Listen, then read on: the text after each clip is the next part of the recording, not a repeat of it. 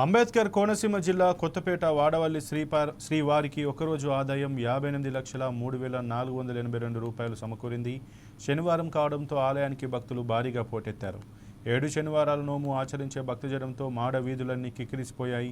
దీంతో కొంత తోపులాట జరిగింది. ఆలయంలో భక్తుల రద్దీ దృష్ట్యా అన్ని ఏర్పాట్లు చేసినట్లు డిప్యూటీ కమిషనర్ ఈవో నల్లం సూర్య చక్రధర్రావు తెలిపారు.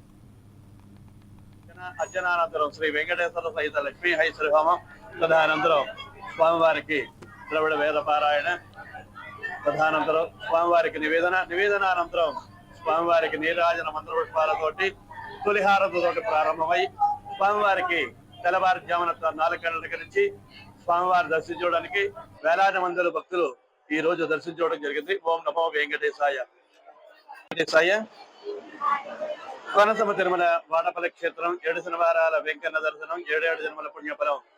స్వామివారి యొక్క సన్నిధానంలో ఈ రోజు తెల్లవారుజామున సుప్రభాత సేవ అనంతరం స్వామివారికి అర్చనానంతరం శ్రీ వెంకటేశ్వర సహిత లక్ష్మీ హైశ్రీహోమం తదనంతరం స్వామివారికి ద్రవిడ వేద పారాయణ తదనంతరం స్వామివారికి నివేదనానంతరం స్వామివారికి నీరాజన మంత్రపుష్పాలతోటి తొలిహారతోటి ప్రారంభమై స్వామివారికి తెల్లవారుజామున 4 గంటల దగ్గర నుంచి స్వామివారి దర్శించుకోవడానికి వేలాది మంది భక్తులు ఈ రోజు దర్శించుకోవడం జరిగింది. ఓం నమో వెంకటేశాయ.